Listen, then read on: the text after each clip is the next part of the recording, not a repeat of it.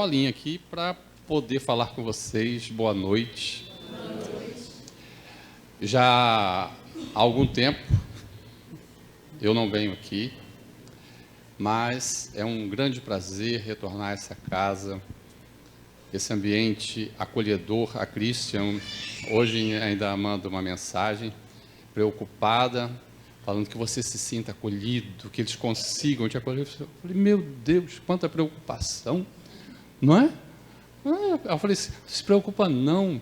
Aí, Francisco, a sua equipe está sempre ajudando a gente.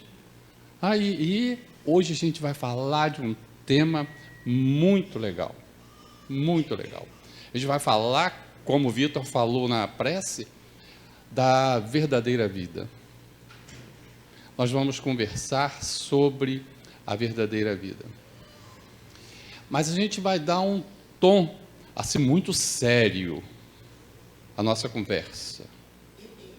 Não pode sorrir. Não. Proibido sorrir.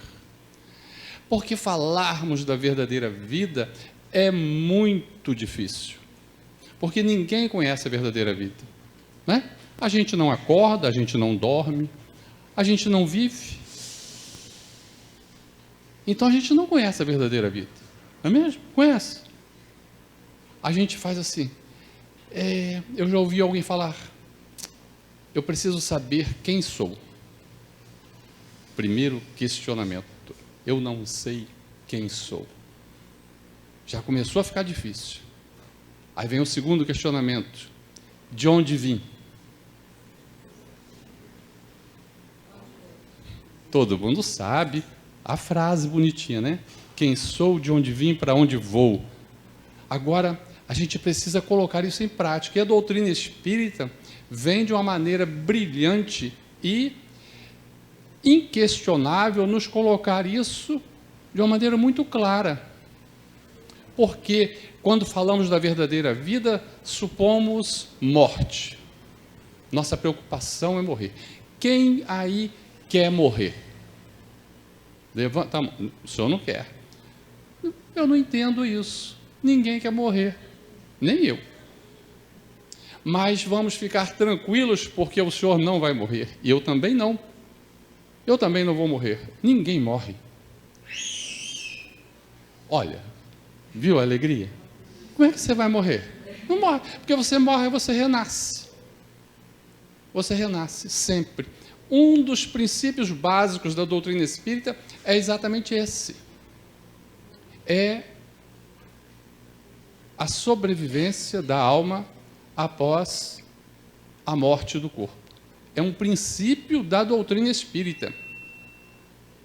Então, nós vamos sobreviver à morte do corpo. Porque a gente, às vezes, tem o hábito de falar assim, o meu espírito, a minha alma, ou vocês não falam assim, que Deus guarde a minha alma.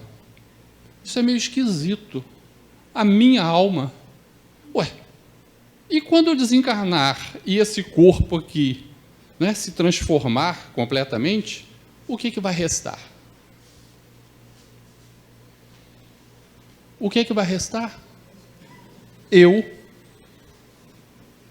Vai restar eu. Eu quem? Eu, o espírito, a alma.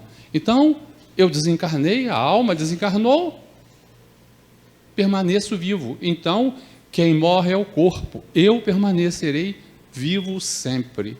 Então, essa história de que tem duas vidas, a vida e a verdadeira vida.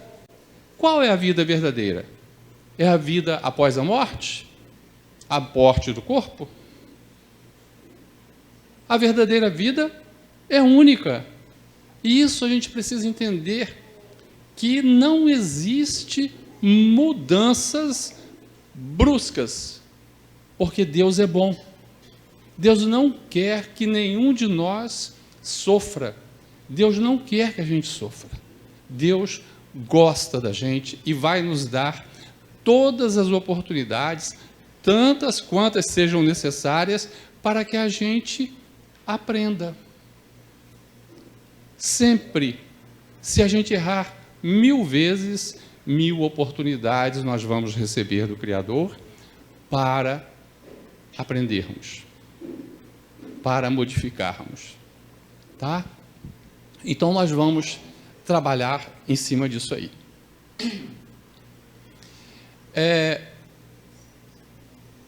Quem tem medo da morte? Primeiro perguntamos se alguém quer morrer.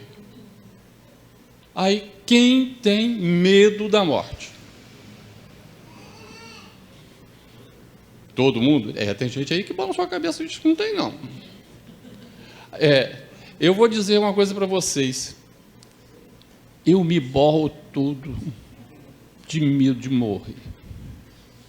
É terrível esse negócio de morrer. Olha, aí eu ainda digo mais. Se fosse bom, ninguém volta, né? Alguém voltaria para dizer aqui, mas ninguém volta para falar se o negócio é bom, se não é verdade isso? Não. Não.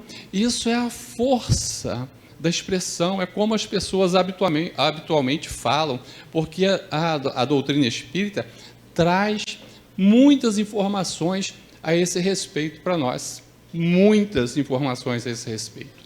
Inclusive do momento da morte. Do momento da morte. Vocês conhecem alguém que se lembre do momento em que desencarnou?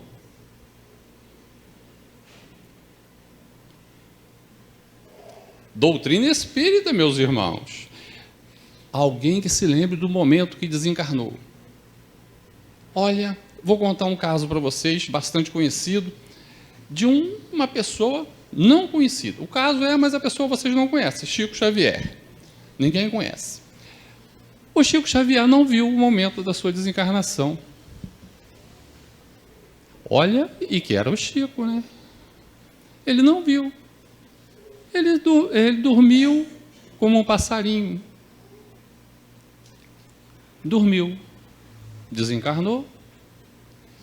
E onde é que o Chico acordou? A senhora lembra? A senhora sabe? Joana nos conta que o Chico, ao desencarnar, dormiu e acordou simplesmente nos braços. Ninguém me ajuda, de Jesus. Chico foi recebido ao acordar por Jesus. Jesus o pegou no colo.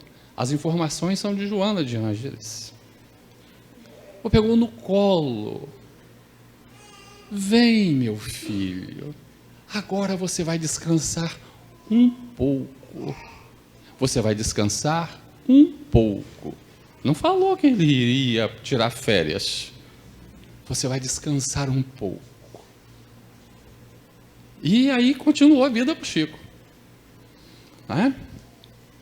Essa é a história do Chico. Ele não viu o momento da sua desencarnação, o momento que ele morreu. E alguém mais? Vocês se lembram de alguém? Pois bem, trabalhadores do movimento espírita. Existiu um cara chamado Frederico Figner.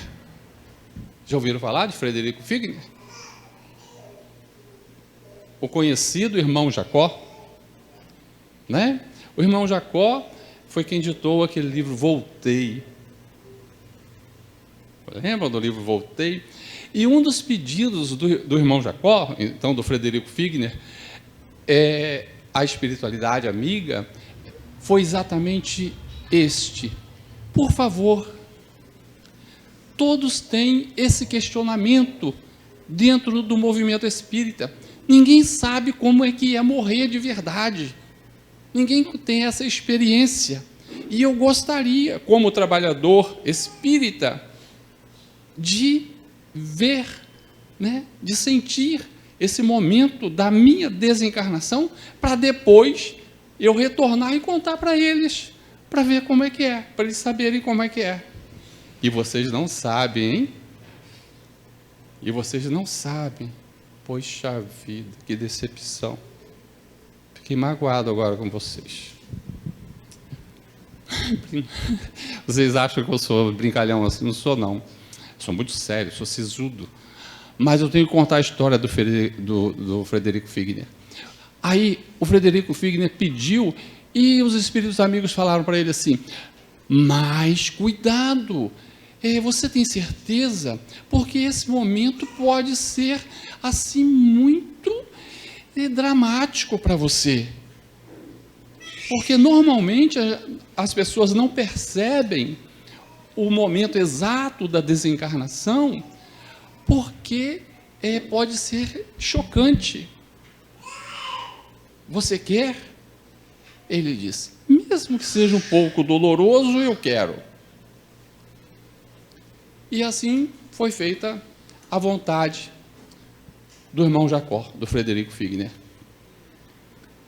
E ele narra para a gente que o momento da desencarnação é um momento que ele sentia no peito como se uma tonelada tivesse caído sobre ele. Pá! Aquele estampido, pá! Como que rompendo um elo muito forte. Aí os espíritos superiores falaram para ele: essa sua sensação é sua. A de outras pessoas pode ser diferente. Cada uma vai ser de acordo com o seu nível evolutivo. Mas, normalmente, ninguém percebe quando se dá esse processo, o momento exato disso. Por quê? Porque não é necessário. Com que finalidade Deus iria permitir que você sofresse uma dor? Principalmente porque é uma coisa desconhecida, a gente não sabe. Se a gente sabe, tudo bem. Se a gente erra conscientemente, tudo bem que a gente arque com as consequências. Mas se a gente não sabe, se eu não conheço esse processo, por que sofrer? Por isso, a gente não lembra. No momento exato da desencarnação, nós recebemos um passe magnético para nos desligarmos. E a gente não percebe. Aí é uma coisa, é o momento exato em que o laço se rompeu. Tá? Mas aí vocês vão ficar preocupados. Agora é que eu não quero mesmo morrer. Agora que eu quero ficar aqui, porque se esse negócio deve doer, né, eu não quero morrer. Mas quem se lembra da sua última desencarnação? Ninguém. E quem se lembra da sua última encarnação? Também ninguém. O processo é inverso, né? Encarnação e desencarnação, mas o momento exato ninguém lembra. Ninguém lembra da sua encarnação nem da desencarnação, porque não tem utilidade o momento. O que importa é a vida, é a experiência. É a experiência que a gente vive aqui na Terra. Então, a verdadeira vida começa agora. Começa no momento em que nós nos conscientizamos de que precisamos nos modificar. Se eu quero me modificar agora, aí daí para frente a nossa consciência começa a nos cobrar. Se eu quero. Se eu não quero, não tem problema. Pode deixar. A gente vai dar tropeções aqui e acolá, a gente vai cair, o Pai vai nos levantar. Não vamos sofrer muito. É só uma topada. Mas quando a consciência começa a nos cobrar, quando a gente começa a se conhecer, aí o bicho pega. Aí o bicho pega. E pega aqui, no mundo dos encarnados. Já. aí a gente vai esperar desencarnar para sermos santos? Porque a gente acha que depois que a gente desencarna, aí fica tudo bem. Descansa em paz.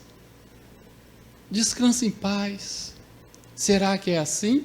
Quando a gente desencarna, a gente descansa em paz? Nem o Chico descansou em paz, Jesus não deu esse melzinho na chupeta para ele. Não. Descanse um pouco, meu filho. Descanse um pouco. E depois vem trabalhar rápido, porque tem muita gente precisando, não é? Então vamos ao trabalho. Estamos aqui na Terra para quê? Para resgatarmos os nossos débitos, para provarmos que já estamos preparados para voos mais altos. É para isso que nós estamos aqui. Nós não estamos aqui para nos divertirmos.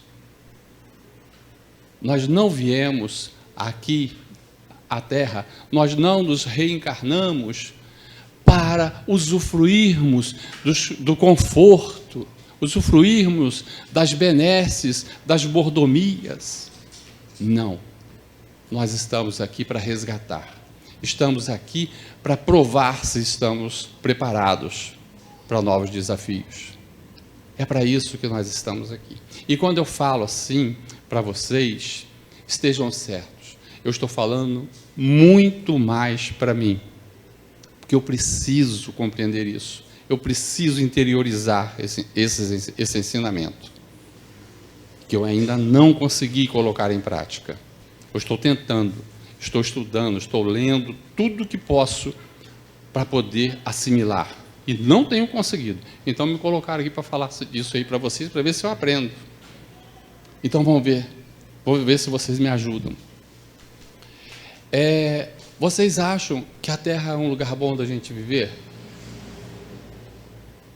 A Terra é maravilhosa. A Terra é maravilhosa. A Terra é um local onde a gente pode ser feliz. Lá no Livro dos Espíritos, né, quando Kardec pergunta aos Espíritos se o homem pode ser feliz aqui na Terra, o que os Espíritos responderam? Pode, dentro do limite que a Terra pode oferecer, mas você pode ser feliz. Dentro desse limite você pode ser feliz. Porque o que é ser feliz? E ser feliz, tanto faz encarnado quanto desencarnado. Mas estamos falando primeiro do mundo dos encarnados. O que é ser feliz? Quem aqui é infeliz? Todo mundo pode levantar a mão. Eu vou levantar as duas. Eu sou infeliz. Eu ainda não aprendi a ser feliz. Deveria. E é para isso que a gente está aqui. Então, aqui na Terra, nós podemos ser felizes, sim.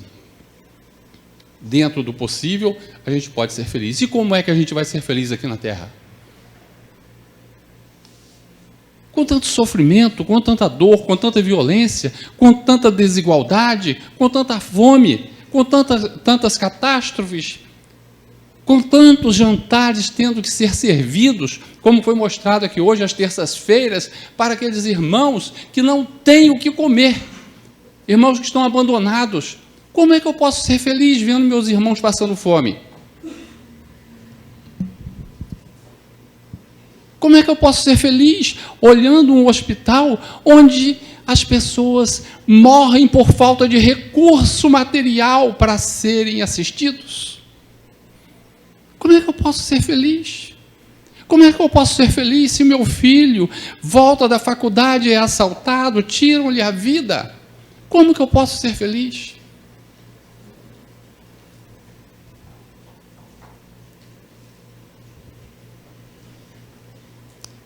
Aí a gente olha o efeito que ocorre em nós. Mas nós procuramos a causa de tanto sofrimento. É lei. É lei divina, é lei de causa e efeito. Ouvimos muitas e muitas vezes. Recentemente, então, viralizou. Agora, o termo é viralizou, né? Existe injustiça. Existe injustiça. Mas estejamos certos, não existem injustiçados. Não existem injustiçados. É profundo. Vamos pensar. Não existem injustiçados. Então, quando o sofrimento chega para nós, nós questionamos, ficamos zangados. É falta de autoridade competente para resolver isso.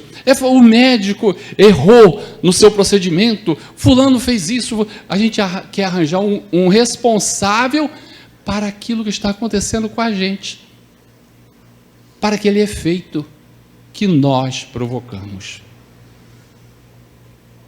Isso é resgate. Isso é a verdadeira vida. Mas a gente tem que compreender isso. A gente precisa compreender isso. Não adianta procurar felicidade com sombra e água fresca.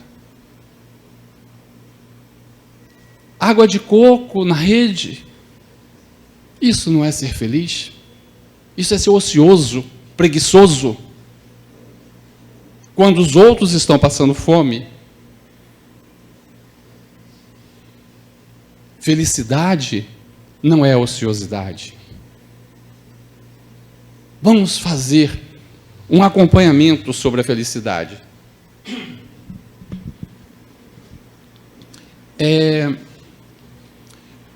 Digam para nós, qual o espírito mais evoluído que vocês acham que habitou o nosso planeta?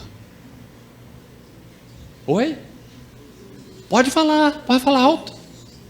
Jesus. Maravilha. Jesus, o espírito mais evoluído que a gente conhece, que passou por aqui. Não é? Vocês acham que Jesus é feliz ou Jesus é triste? É um espírito sofredor? Porque a gente pega a linguagem figurada que a gente ouve, que Jesus sofreu, que Jesus chorou, que Jesus se entristeceu com isso. Espera aí. Precisamos entender. Apiedar-se não significa entristecer-se. Jesus se apiedou de todos nós. Se apieda de todos nós. Mas Jesus é um espírito feliz. E como é que a gente vai ser feliz como Jesus é feliz? Onde mora a felicidade?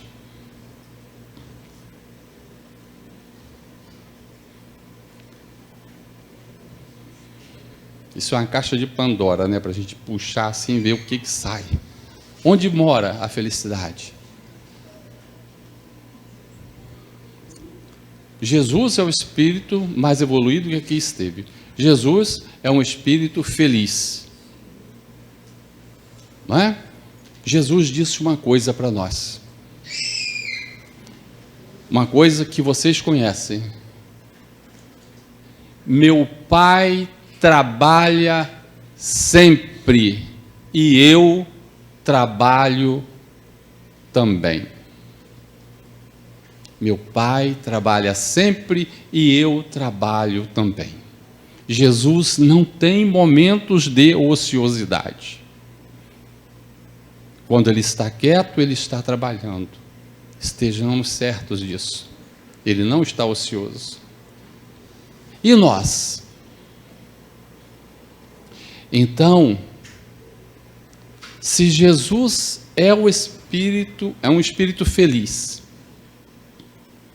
e trabalha sempre, onde é que mora a felicidade? No servir, é no trabalho. Kardec já nos colocou. O que é trabalho? O que é trabalho? Trabalho é toda ocupação útil. É a colocação de Kardec para nós. Toda ocupação útil é trabalho. Porque a gente acha, muitas vezes, que trabalhar é você pegar no cabo da enxada e ficar, né, trabalhando a terra. É o trabalho bruto do corpo? Não. Toda ocupação útil é trabalho. Então, a gente pode estar parado e estar trabalhando.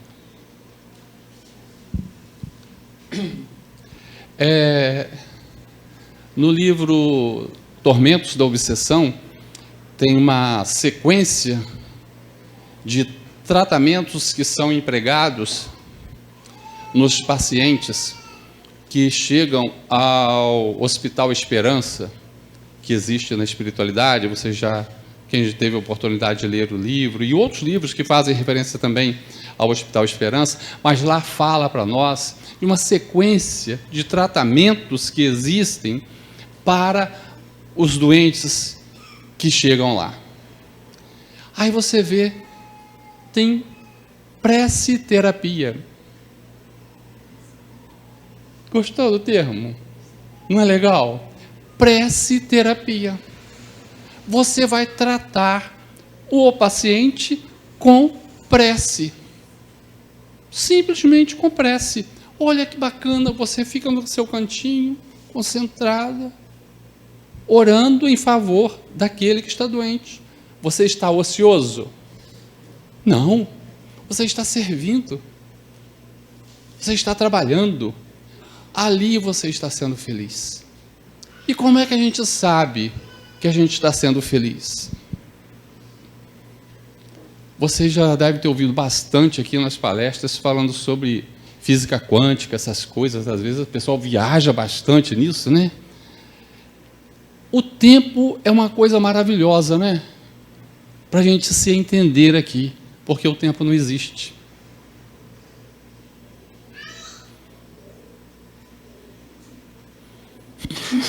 A gente dá nó na cabeça, né? Por isso que não é bom a gente entrar nesse caminho aí da física, que a gente fica meio maluco. Mas a gente precisa entender, servir sempre.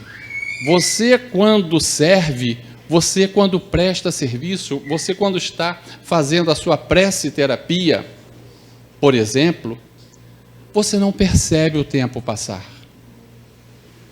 Você pega um livro bom para ler, que você gosta, na hora que você começa a desfolhar o livro, à noite, na hora de dormir, você perde o sono e vai embora.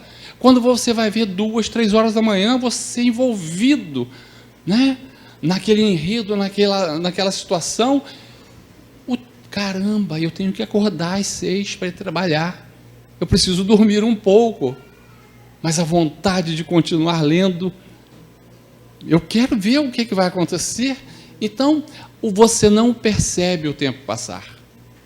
Isso já aconteceu com vocês? Na leitura, no trabalho, às vezes no trabalho que a gente desenvolve na nossa vida profissional, quando você percebe, o dia acabou.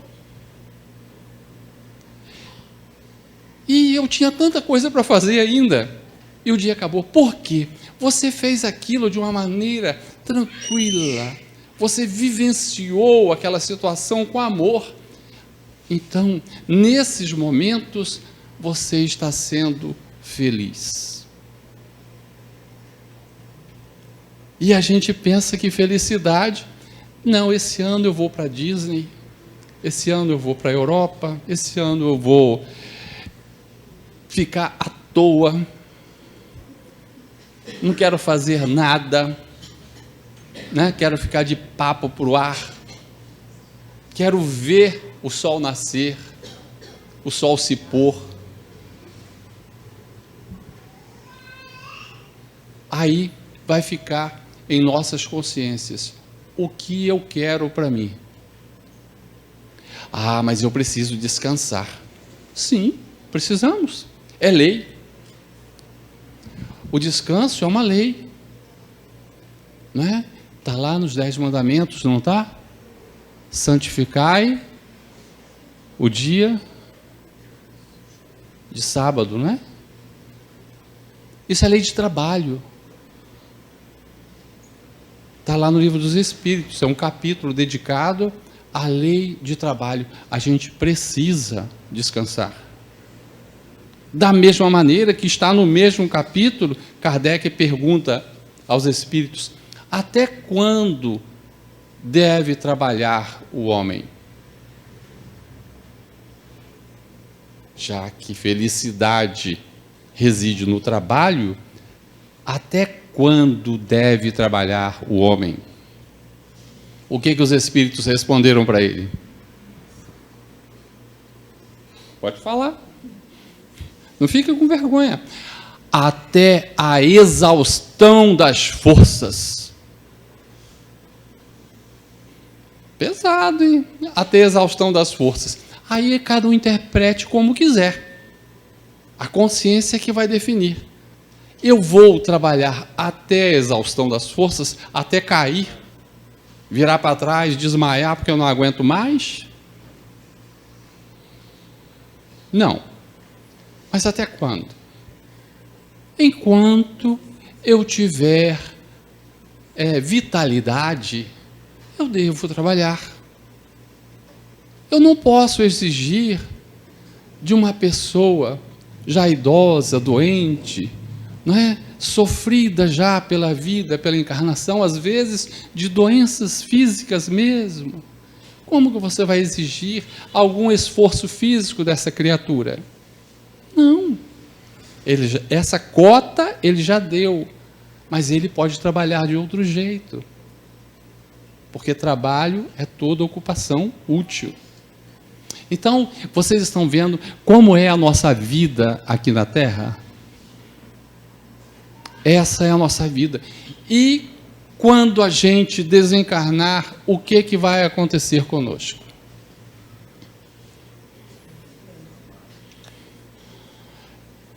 Grande mistério. Trabalhar, né? E olha, vou te contar uma coisa, companheiro. Trabalho na espiritualidade é uma bênção. Só aqueles que já atingiram um determinado patamar evolutivo conseguem. Porque quando a gente desencarna, primeira coisa, vou dar notícia horrível para vocês, para quem ainda não ouviu. Quando a gente desencarna, espírita transformou o inferno no umbral. Então, o pessoal fala assim, quando você morrer, você vai parar lá no umbral. Está querendo dizer a mesma coisa que dizia, né, em épocas passadas. Vai para o inferno, meu filho. Não tem nada disso. Vai para o umbral. Vai para o umbral. Vai ter que passar pelo umbral. Todos nós passaremos pelo umbral. Boa notícia ou não? Hã? Péssima notícia? Mas é verdade. Então eu tenho essa notícia para dar para você. É verdade. Tem que passar pelo umbral. Porque a gente, espírita, eu gostava, quando eu comecei a estudar a doutrina espírita, eu fiquei encantado. Faz tempo, viu? Mesa lá em casa, aquela mesa de refeição grandona. Eu espalhava livro em cima da mesa, pesquisa aqui, pesquisa acolá. Hoje tem uma maravilha chamada computador, um notebookzinho desse tamanhozinho, você puxa aquela janelinha, fica tudo ali, rapidinho. Mas na minha época, no início, era aquela mutueira de livros espalhada, até eu achar onde eu tinha visto aquela coisa, demorava um século para eu achar. Mas a gente vai desencarnar e vai passar pelo umbral. E eu ficava estudando o que era umbral. Umbral não é inferno. Vocês já viram no dicionário o que significa umbral? Pode falar. Quer um microfone?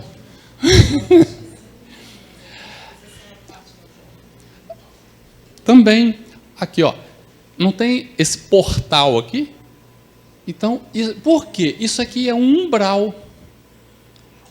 Umbral. Umbral significa local de passagem. Local de passagem. Não é lugar para você ficar purgando as suas dívidas. Não. É um local de passagem. Se eu quero passar deste cômodo para o outro, eu tenho que passar por ali. É inevitável. Eu preciso passar por ali. Então você tem que passar pelo umbral. Todo mundo quer ir direto para o nosso lar, né? Todo mundo quer ir direto para o nosso lar. Mas a gente precisa até conhecer. Não existe só nosso lar, colônia, nosso lar. Aí na espiritualidade não. Tem um monte de colônias espalhadas e boas colônias, viu? Muito boas colônias. Depois eu vou mostrar outra colônia legal para vocês. Mas umbral é o local de passagem de um mundo para o outro, de um lugar para o outro. E se nós estamos aqui no mundo dos encarnados e queremos ir para uma colônia espiritual, você precisa passar pelo umbral. Vocês assistiram o filme Nosso Lar? Não tinha o umbral antes de chegar em Nosso Lar? É a passagem. Você tem que passar por ali. O nosso irmão Frederico Figner, o irmão Jacó, foi trabalhador da Federação Espírita Brasileira. Um trabalhador, mas um trabalhador de primeira linha.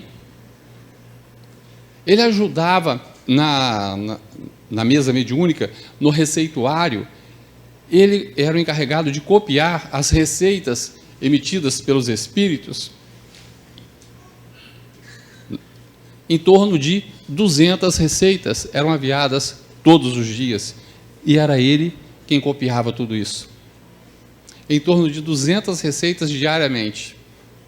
Ele fazia isso e ainda dialogava com muitos espíritos sofredores e muitas outras coisas que ele fazia. Um trabalhador maravilhoso. Qualquer dia desse eu vou pedir para eles deixarem eu falar sobre a vida de Figner aqui para vocês. A biografia dele, maravilhosa. Mas Frederico Figner, então, um trabalhador de primeira linha, teve que passar pelo umbral. André Luiz, vocês conhecem, né, a história, né? Que ficou 8 anos no umbral. Caramba! E a mãe orando, e difícil de tirar o André Luiz de lá do umbral. Mas, e olha que André Luiz foi trabalhador de primeira ordem, não do lado espírita, mas teve os seus méritos aqui, como Carlos Chagas, que todos conhecem, o sanitarista, né? Mas passou 8 anos no umbral. Mas o irmão Jacó, Frederico Figner, foi recebido na espiritualidade por um cara conhecido de todos vocês, chamado Bezerra de Menezes.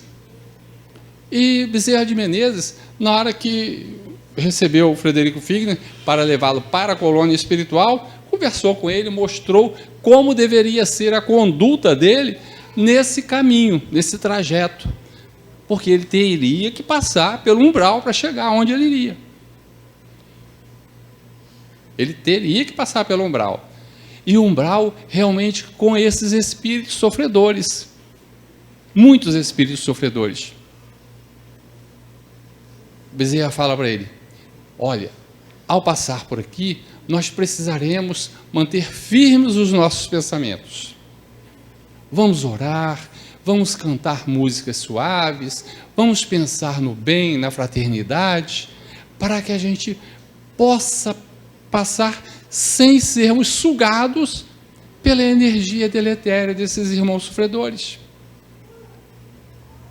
Porque se a gente vacilar com o nosso pensamento, eles captam e vão nos puxar. Não é puxar para levar para o inferno, não, tá, gente? Não é isso. É a energia, a gente vai sentir essa coisa desagradável. Então vamos manter firmes o pensamento. Então lá foram caminhando, volitando, né? volitando, vão eles. Ao passar por uma determinada região, onde tinha uma ponte, algum dos membros, que o Frederico Figner não estava sozinho, tinham outros irmãos também desencarnados que estavam na mesma caravana, que iriam lá para a colônia. Algum deles vacilou no pensamento. Na hora que vacilou, ele percebeu, e Bezerra, olha, aqui vamos prestar atenção, vamos manter firmes os nossos pensamentos para a gente passar por aqui com tranquilidade. O outro quase que aterrissou. Ao passar pelo umbral. Mas teve que passar pelo umbral. Ele não consegue simplesmente, ele, que eu falo nós, no estágio em que nos encontramos, né? Não simplesmente fazemos assim, plim, estamos lá em nosso lar. Isso é para Chico, né? Isso é para Chico, que acorda nos braços de Jesus. É diferente. Mas nós, pessoas do dia a dia, eu falo nós, estou botando vocês no mesmo barco que eu. Eu estou falando de mim, então. Tá? Então, eu não estou preparado. Eu vou ter que passar por ali. Vou ter que me manter firme para poder chegar do outro lado. Então, mas precisamos saber de uma coisa. Ao chegarmos lá, passamos por esse momento, mas ao chegarmos na colônia que está reservada para nós, como será a nossa vida?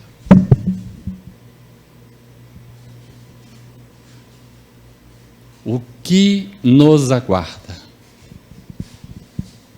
Será que é o céu? Já passamos pelo inferno, né? Pelo umbral. É, melhor que umbral é, né?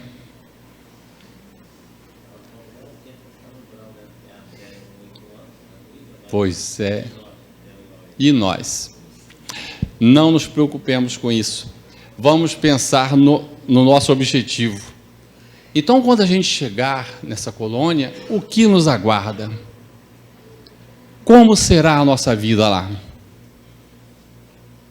O que muitos falam da verdadeira vida. Como que vai ser a nossa vida lá?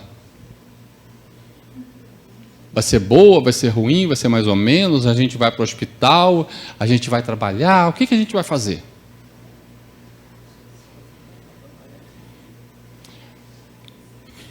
A nossa vida não vai mudar nada. Nada. Nós continuaremos a ser os mesmos que somos. Com uma situaçãozinha a ser considerada. Não teremos mais a máscara do corpo para nos esconder.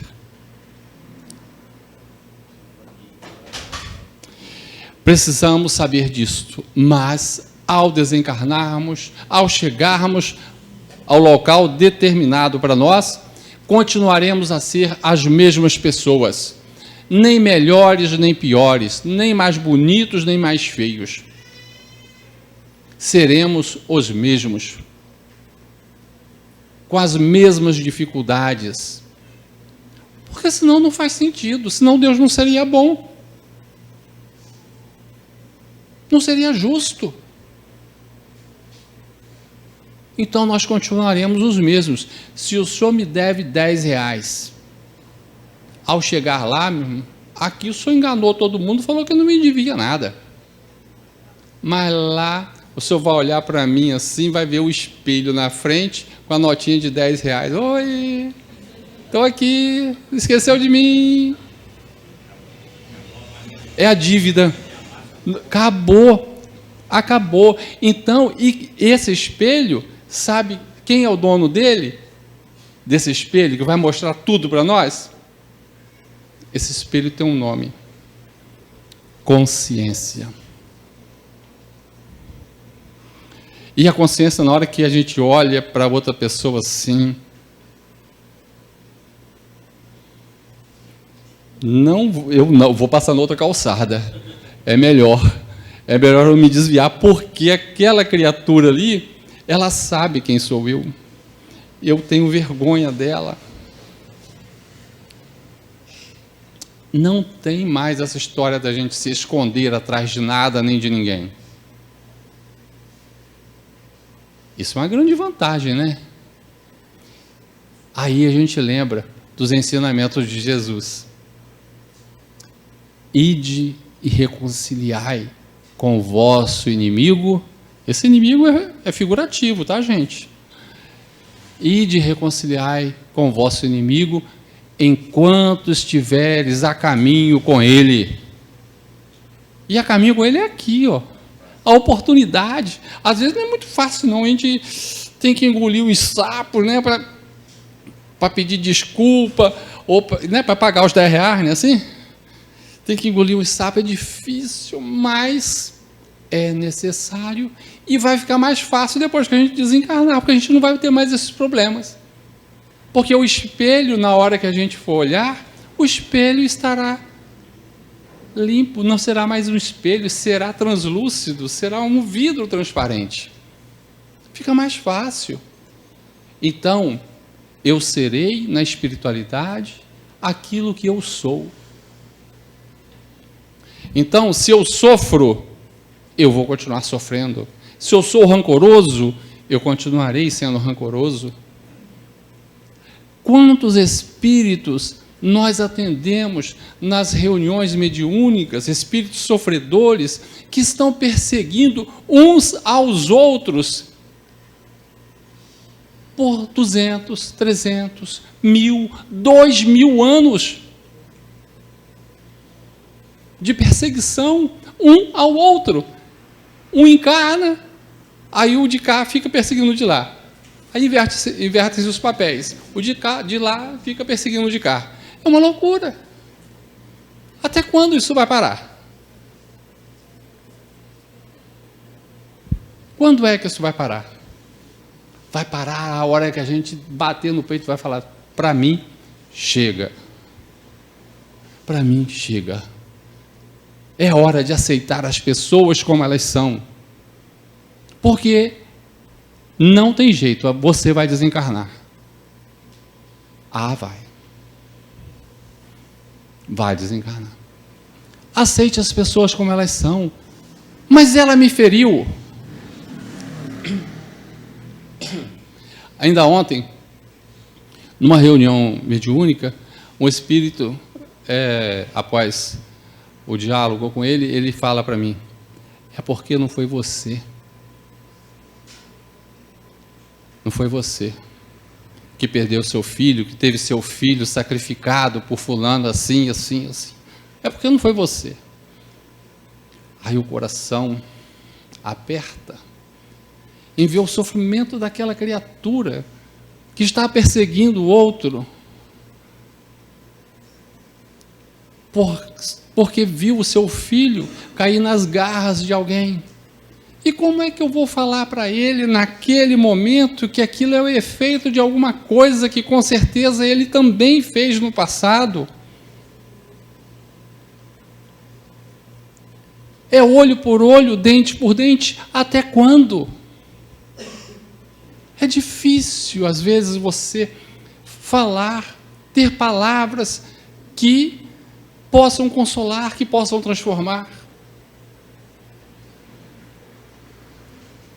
Só com amor, só com muito amor, com muito carinho, porque não tem palavras para essas pessoas. E a gente está falando do espírito desencarnado, e os encarnados que nos ofendem, que a gente acha que nos ofendem. O que a gente vai fazer com essas criaturas? A gente vai bater nelas? Vai dar lição de moral? Vai zangar? O que a gente deve fazer? Lembrar do que os espíritos falaram a Kardec. Quando Kardec perguntou qual o verdadeiro sentido da palavra caridade, tal qual a entende Jesus.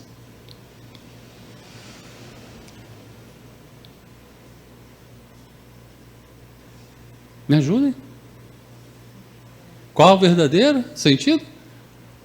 Benevolência para com todos. Veja, benevolência para com todos. Você precisa ser bom com todos. Não falou que é com os seus familiares. Não falou que é com os seus compatriotas. Com todos. Falou mais. Indulgência com as imperfeições alheias. Aceite as pessoas como elas são. Elas não têm obrigação de se transformar para você. Elas são assim, ela não está preparada. Ela ainda sofre porque os algozes a feriram no passado e etc, e etc. Não importa. Hoje essa pessoa está magoada. Essa pessoa está triste. Não aceita essa pessoa do jeito que ela é. Deixa essa pessoa. Às vezes falam algumas abobrinhas para você. Falam. E a gente não fica satisfeito. Aí, o que a gente fala normalmente, vamos engolir esse sapo, gente. Vamos engolir esse sapo, vamos orar para essa criatura. Ela precisa da nossa prece. Deixa ela ser assim. Mas o nosso espírito julgador, às vezes, quando a gente vê um motoqueiro passar na frente do carro da gente, esses motoqueiros não têm juízo, são inconsequentes. É uma pessoa como você, ele anda de moto, você anda de carro. E quando você está como pedestre, passa desatentamente, o carro quase te pega. Aí você... Mas quem estava desatento? Era você. Então, as pessoas são assim, ou dessa ou daquela maneira, mas são assim, elas estão assim. Aceite. Quando a gente aceitar, aí sim, a gente vai viver a vida espiritual por antecipação. A gente vai viver a vida espiritual por antecipação. Vocês estão vendo o quanto é difícil ser feliz na Terra? Mas fiquem tranquilos, porque isso tudo passa. Isso tudo passa também. Mas estamos num mundo de provas e expiações, num momento de transição para entrarmos no mundo de regeneração, não é isso? Não é isso que a gente tem ouvido? Pois é. E um mundo de regeneração, como deve ser? Como deve ser o mundo de regeneração? Vocês já pararam para pensar? Onde reine a fraternidade, o amor, a compreensão? Peguem na Revista Espírita, acho que é 1863, o relato de um espírito falando sobre Júpiter. Como é o planeta Júpiter?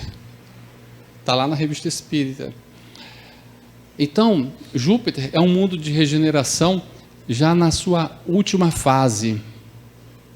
Ele já está terminando o momento de regeneração, como a Terra está terminando o momento de provas e expiações para entrar na regeneração, e o Júpiter já vai subir de escala também. É tão bom. Os corpos não são como os nossos, pesados. São suaves. Os corpos, embora haja a desencarnação, mas não há putrefação como existe aqui. Quando há o desligamento, os corpos simplesmente